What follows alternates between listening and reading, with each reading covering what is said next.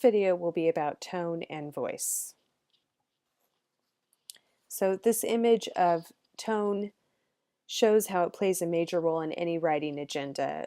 If you look on the left, you start at neutral and you go all the way up to polarizing, and obviously the more polarizing you become, the more bias you appear to be, right? And on the right, you go from disengaged to passionate, and disengaged shows that you have no relationship with the topic at hand, but passionate although can be inspiring depending on the situation, it can also go overboard, right? So the point is you have to adjust the tone according to the message. So if you state something in the wrong tone, the audience walks away, right? So on the left you have this this image of this guy saying Supercon's bigwigs are acting just like Hitler, right? Well, using the words bigwigs, definitely not a positive term for management, and likening anything to Hitler is obviously a derogatory way of saying your opinion. So this is an example of an extreme argument, and oftentimes it makes people look aggressive and unstable, right? Where if you look on the right, you have a more timid way of saying something. So, if you use the words possibly and maybe, that also makes you appear less confident, and that there's no sense of urgency in what you're saying. So saying the message in the right tone gains the reader's support. A tone that's just right tells the reader to take you seriously while making you sound like a reasonable person.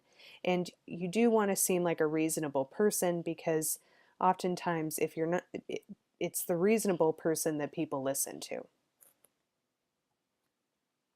So tone is the attitude in which words are presented that helps the reader be open to your message, and voice involves projecting the appropriate authority and agency. So they're really two facets to your identity, so to speak.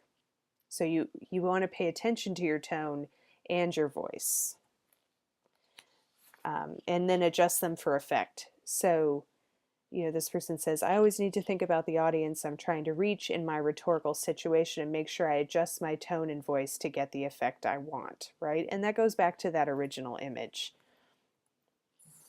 So here's an example, first example. In this example, metamorph, that name kills me, by the way, gives a more formal professional message to coworkers and superiors, right? And you can see that in the language and the way he's presenting the discussion, or his opinion, I should say. Whereas if you look at this one, this is another example, but here the message is similar, but it's redirected to a younger audience with the agenda of persuading community support. So this one is more towards coworkers and superiors, and therefore more formal.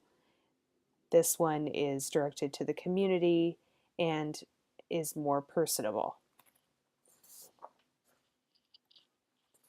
So if you look at this as like the identity editing bay, it really shows you how all three of these work together to make a message that's better suited for your audience. And it's something that writers take into consideration all the time, and as readers we often don't, we just kind of read things for what they are, but we should be paying attention to how all of these are being used to make a piece of writing more effective and persuade us ultimately.